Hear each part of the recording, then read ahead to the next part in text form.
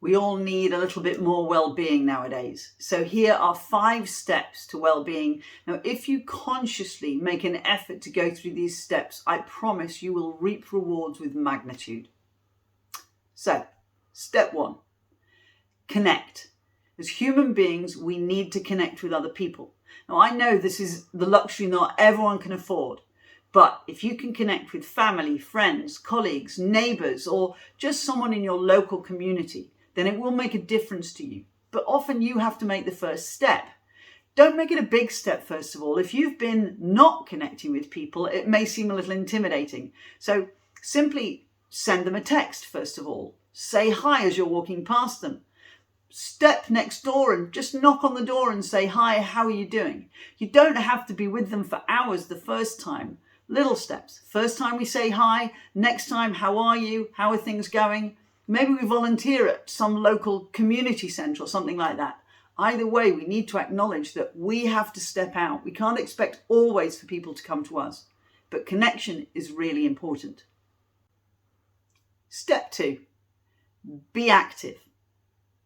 Now, I know that running a marathon isn't everybody's idea of fun, or going to a sweaty cycling class in the gym is not going to be your cup of tea.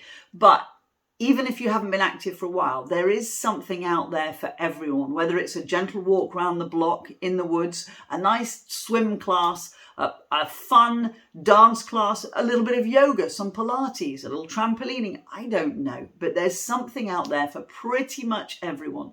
But being active is so important because it releases endorphins into the system and helps with our mental health. Just take small steps. You don't have to commit to an hour the first time, 5 minutes, then 10, and work your way up. But being active is really important to our mental health. Step 3, take notice. I know you're thinking, take notice of what?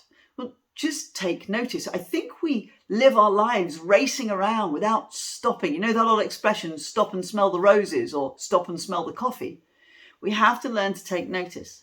So if that means we walk a little bit slower to look around, don't want to bump into anyone, of course, or we sit on the train station and just look at the faces of other people instead of being buried in a phone, sitting in the garden and looking at a plant for a little while. But we need to take notice of things. I realize this is very similar to mindfulness. Yeah, it's exactly the same thing. Being in the moment, reflecting on things instead of filling our heads with, did I send that last email? Have I got a phone call to make? Stop, pause, and take notice. Savor the moment. I know we drink wine too quickly. We should stop and savor it. We do all sorts of things too quickly. Maybe we even eat too quickly. Maybe we should stop and think of the flavors. Either way, we need to stop and take notice. Step 4, keep learning.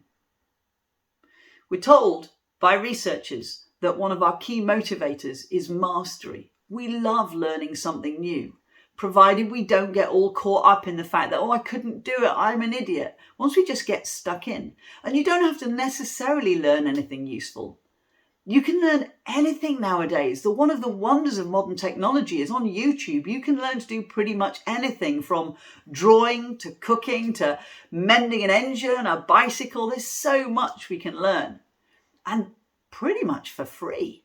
So keep learning, and while you're learning, enjoy the experience. We need to get over being a beginner. I have been with people, when I've taught the martial arts, I've been with people who go, oh, I'm not going to do this because I can't do it. Well, of course you can't do it yet because you haven't been to the lesson yet. But the whole point in going is so that you can learn. So we have to get used to being a beginner. It's okay not being able to know because we're moving through those stages until eventually we will know. So think of something you just fancy having a go at. Google it, or maybe find a friend who might go along to a class with you. Whatever it is, it's really good for us to keep learning. Step 5, give. I know it's easy to sit in our homes and wonder what people are doing for us, but actually this is reverse of that. We need to get out there and give to other people. It makes a huge difference. It releases all sorts of chemicals into our system and we can feel good about ourselves. It helps us to feel connected to the wider community and gives us a sense of purpose. Now, we can't all change the world in a huge way immediately, but we can take some small steps to make it a better place. and feel good that we're doing our bit. So step 5, find something to give. So those are 5 steps that will make a huge difference to our well-being. I expect you're already doing some of them, but the idea is to try and do a little bit of all of them. So have a look at them again and see which one you can make progress in straight away. Let me know how you do.